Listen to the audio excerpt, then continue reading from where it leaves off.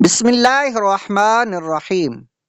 احادیث فضائل توبہ و استغفار۔ اپنے گناہوں سے توبہ کرنا اور اپنے گناہوں کی مغفرت کی دعا مانگنا، یہ بھی اعمال جنت میں سے ایک عمل ہے۔ اور بندے کی توبہ سے اللہ عز و جل کو کتنی خوشی ہوتی ہے، اس کو حضور اکرم صلی اللہ تعالی علیہ وآلہ وسلم نے ایک حدیث میں ارشاد فرمایا ہے۔ حدیث نمبر 1، یہ حدیث پاک مشکات المصابیح کی جلد نمبر 1 صفحہ نمبر 203 ہے۔ حضرت انس رضی اللہ تعالیٰ عنہ آپ نے کہا کہ رسول اللہ صلی اللہ تعالی علیہ وآلہ وسلم نے فرمایا کہ اللہ تعالیٰ اپنے بندے کے توبہ کرنے سے، جب بندہ توبہ کرتا ہے، اس قدر خوش ہوتا ہے کہ اس کی خوشی اس آدمی کی خوشی سے بھی زیادہ ہوتی ہے جو کہ ایک بے آب و گیاب زمین میں تھا،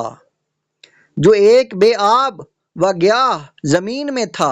ناگہاں اس کی سواری بدک کر بھاگ گئی، اور اسی سواری پر اس کا کھانا پانی بھی تھا۔ جب وہ اس سواری سے نا امید ہو گیا تو ایک درخت کے پاس آ کر اس کے سائے میں لیٹ گیا، اور وہ اپنی سواری سے مایوس ہو چکا تھا، گویا مرنے کے لیے لیٹ گیا۔ پس اسی درمیان میں کہ وہ اسی مایوسی کے عالم میں تھا کہ اچانک کیا دیکھتا ہے کہ اس کی سواری اس کے پاس کھڑی ہے، تو اس نے اس کی مہار پکڑ لی۔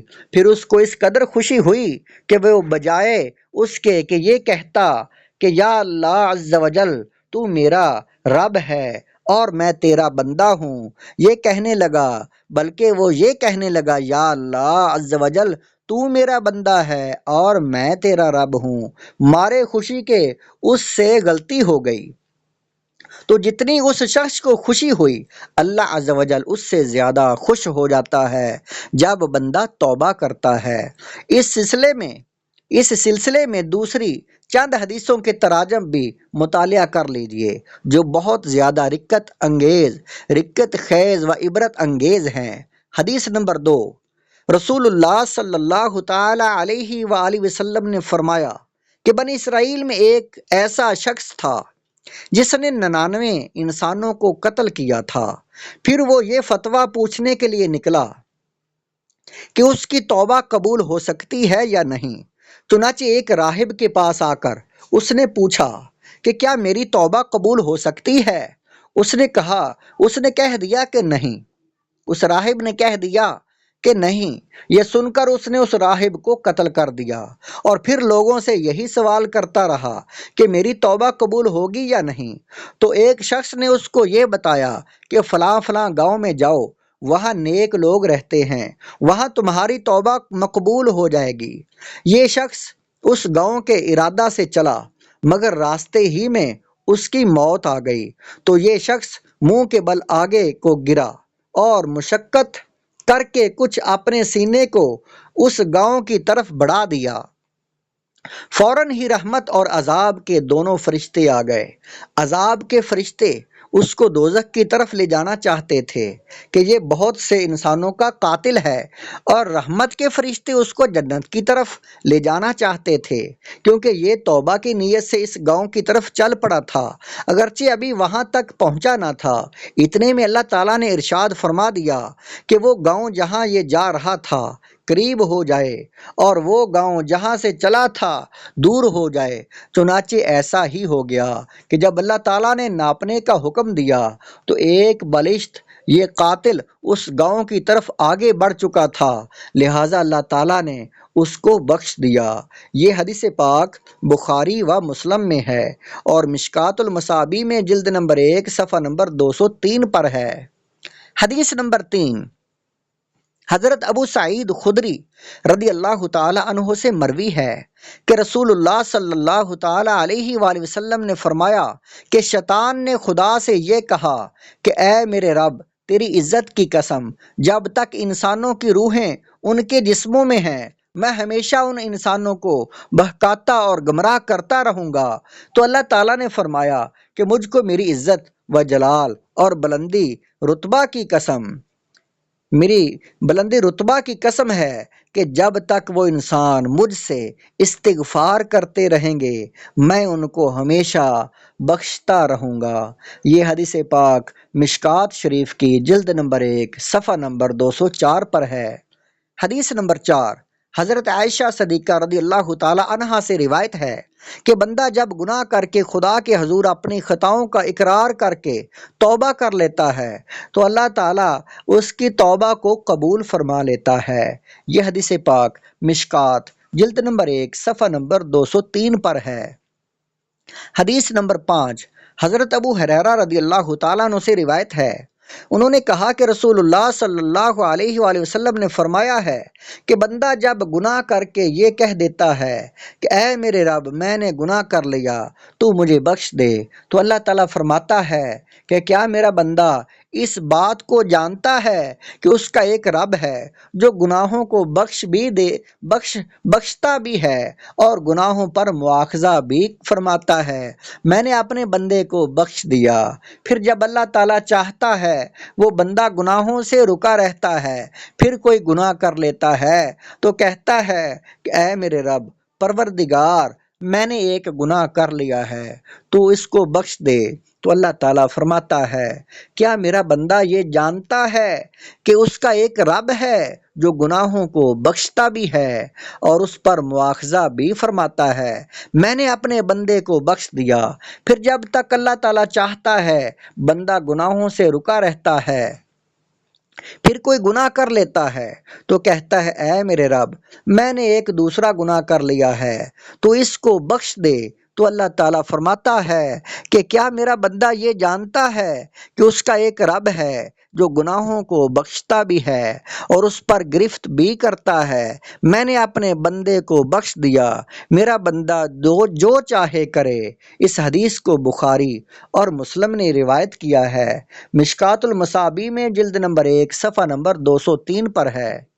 حدیث نمبر 6، حضرت ابن عباس رضی اللہ تعالیٰ عنہ سے روایت ہے، انہوں نے کہا کہ رسول اللہ صلی اللہ علیہ وآلہ وسلم نے ارشاد فرمایا ہے، جو شخص ہمیشہ استغفار کرتا رہے گا اللہ تعالیٰ اس کے لیے ہر تنگی سے نکلنے کا راستہ بنا دے گا اور ہر فکر و غم سے اس کو خلاصی دے گا اور اس کو ایسی جگہ سے روزی دے گا جہاں سے اس کو روزی ملنے کا گمان بھی نہیں تھا۔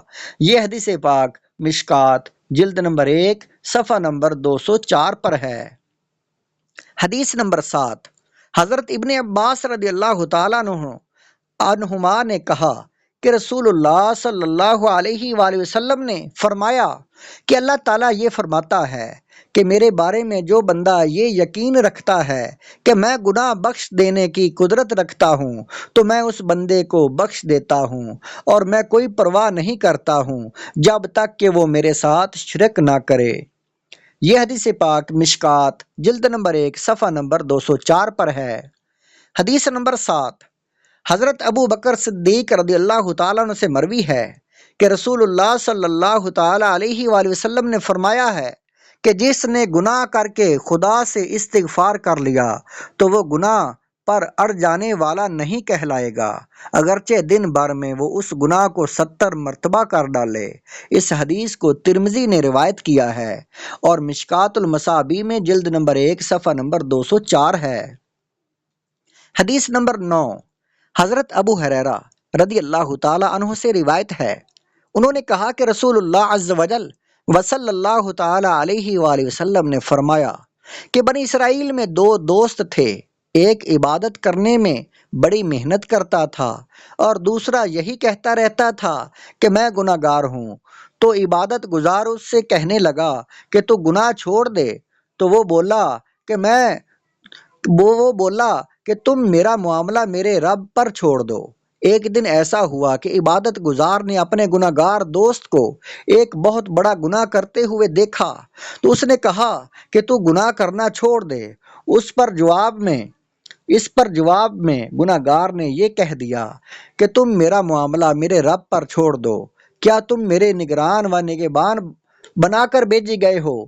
یہ سن کر عبادت گزار دوست نے کہہ دیا کہ اللہ تعالیٰ تجھ کو کبھی نہیں بخشے گا اور نہ تجھ کو جنت میں داخل کرے گا۔ اس کے بعد اللہ تعالیٰ نے ان دونوں کے پاس اپنے فرشتے ملک الموت کو بھیج دیا اور انہوں نے دونوں کی روح کو قبض کر لیا۔ جب دونوں دوست خدا کے دربار میں اکٹھے ہوئے تو اللہ تعالیٰ نے گناہ گار سے فرمایا کہ تو میری رحمت سے جنت میں داخل ہو جا، اور عبادت گزار سے فرمایا کہ کیا تو میرے بندے کو میری رحمت سے محروم کر سکتا ہے؟ پھر خدا نے فرمایا کہ اے میرے فرشتوں، تم اس کو دوزخ میں لے جاؤ۔ اس حدیث کو امام احمد نے روایت کیا ہے۔ مشکات المصابیح جلد نمبر 1 صفحہ نمبر 205۔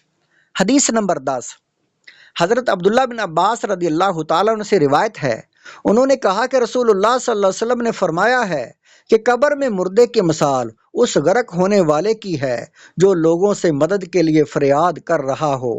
مردہ انتظار کرتا رہتا ہے کہ کب باپ، ماں، بھائی یا دوست کی طرف سے اس کو دعا پہنچے، اور جب کسی کی طرف سے کوئی دعا اس کو پہنچتی ہے تو وہ اس کے نزدیک دنیا اور دنیا کے تمام سامانوں سے زیادہ محبوب ہوتی ہے، اور اللہ تعالیٰ زمین والوں کی طرف سے دعاؤں کا ثواب پہاڑوں کے مثل قبر والوں کی قبروں میں پہنچاتا ہے، اور بلا شبہ زندوں کا تحفہ مردوں کی طرف یہی ہے کہ جو لوگ زندہ ہیں وہ مردوں کے لیے استغفار اور ان کی مغفرت کے لیے دعائیں کرتے رہیں۔ یہ حدیث پاک مشکات جلد نمبر 1 صفحہ نمبر 206 ہے۔